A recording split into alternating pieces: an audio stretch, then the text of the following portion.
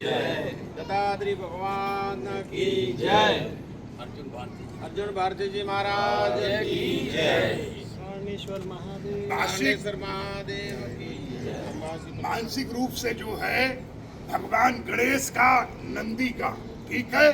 और महादेव का अंदर से आप सभी लोग पूरी तरह से सामग्री से पूजन करेंगे भगवान गणेश और नंदी का।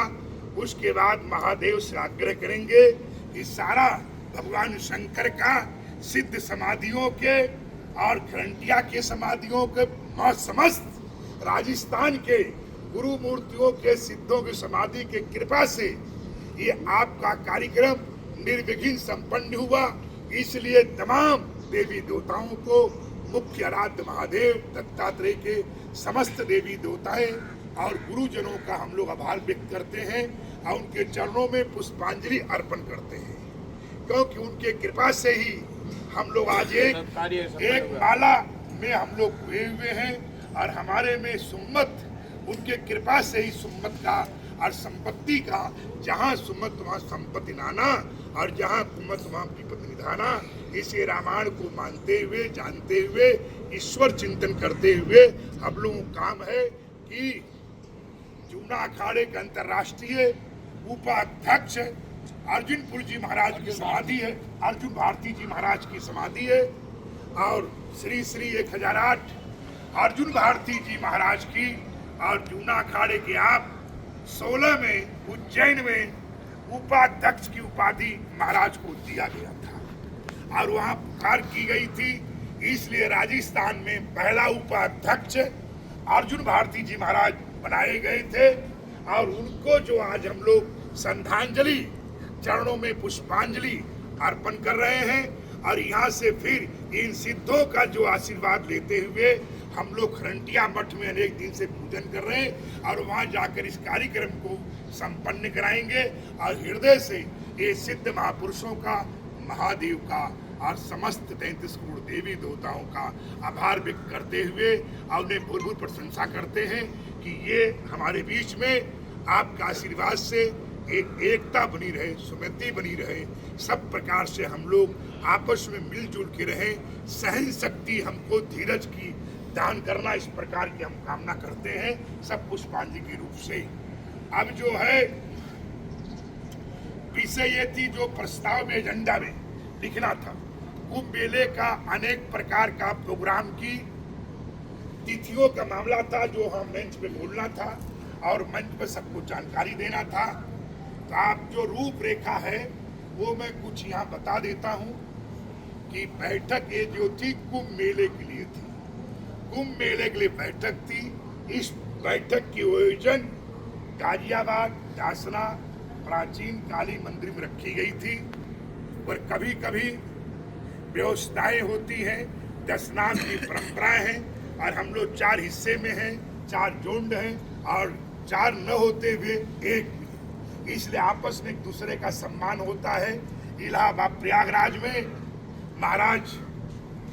आप भी थे प्रेम भारती जी को जूना अखाड़े के जो आगामी मीटिंग थी हरिद्वार के अंदर, इनको 4 मणि का अध्यक्ष बनाया गया था और 4 मणि का अध्यक्ष बनाने के कारण ये जब प्रयागराज में पहुंचे, इनके साथ में निरंजन भारती जी थे और मोहन भारती जी थे और शिवानंद जी महाराज वरिष्ठ जूना अखाड़े के 4 मणि के श्री महंत थे और उमा शंकर भारती जी का भी इन्होंने समाचार बताया और अनेक प्रकार के बताने के कारण कि बैठक महाराज खरंटिया मठ में रखा जा। किशन भारती जी की ये इच्छा है, दूरभाष पे वार्तालाप कराया, मोबाइल आदि से वार्तालाप हुई और उसके बाद उनके आवाहन पे बैठक वहाँ निरस्त हुई और बैठक की योजना यहाँ रखी गई थी और इस बैठक में व्यवस्थाएं थी। किशन भारती जी महाराज को उत्तराधिकारी अपने चेलों में बनाना था। आप लोग ज्ञात होना चाहिए, जितने भी ये यहाँ राजस्थान में 4-5 जिले में या देश भर में जितने भी भारतीय हैं वो सब चेले कहाँ के हैं, जैसे केशवपुरी मुल्तानी है, जैसे और मणि हमारे यहाँ है, नहीं ऐसे ही नरसिंह मणि खरंटिया मठ से निकली है और सारे राजस्थान के जितने भी भारतीय हैं या देश भर में नरसिंह मणि के हैं, वो सब खरंटिया मठ के ही चेले हैं। तो उन्हीं शिष्य पर शिष्य परंपराओं में, शिष्य पर शिष्य परंपरा में जब वार्तालाप हुआ तो महाराज जिसको भी आप चयन करेंगे, आप स्वतंत्र हैं, जिसको चयन करेंगे, जिसको मानेंगे, सारा दशनाम का भेद और सभी अखाड़े सब लोग आपके साथ खड़े रहेंगे। बहुमत के आधार पे हमेशा आपके साथ थे, हैं, रहेंगे। इसलिए मतलब हमने उनको वचन दिया गया था और आप लोगों से आग्रह है, और उन्होंने अपना उत्तराधिकारी अपने शिष्य निरंजन भारती जी को घोषित और निर्वाचित किया था। और उन्होंने अपने आप ही देव विभाग जोधपुर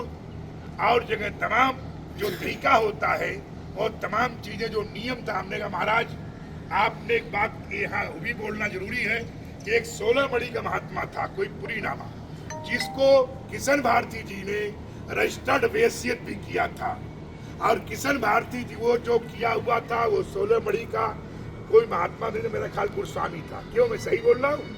सच है निरंजन भारती जी? मैं बता, क्योंकि मेरा काम है किसी जो दशनाम मेरे लेख हैं, जो व्यवस्थाएं हैं, उसको सही सच जानकारी होना चाहिए, अंधकार नहीं होना चाहिए। इसी तरीके से उन्होंने मतलब जो है कई साधु संतों को अपनी वो रजिस्टर्ड वैश्यत उत्तराधिकारी और तमाम महंत बनाए गए। उनके बातों की पुष्टि हमारे सीनियर श्री महंत ओमकार गिर जी महाराज वरिष्ठ यहाँ के क्षेत्र के रहने वाले हैं, उनसे वार्तालाप भी मेरी हुई तो उन्होंने भी अभी हमको बताया कि महाराज सच है कि अनेक को बना चुके हैं। हमने कहा अनेक बनाए हैं, जो महादेव की इच्छा होगा, सिद्ध समाधि की इच्छा होगी, जो देव इच्छा होगी वो पूरा होगा और वो व्यवस्था को माना जाएगा। जो जिसको अंतिम उत्तराधिकारी और वैश्यत रजिस्टर्ड और देव विभाग में नाम डालेंगे उसको ही हम लोग मानेंगे, क्योंकि हर महंत की जो लास्ट इच्छा होती है, जो 50 साल मेहनत करता है, कुर्बानी करता है, हर प्रकार से खून पसीना जलाता है, उसके इच्छाओं को आदर करने की जूना अखाड़े की परंपरा है,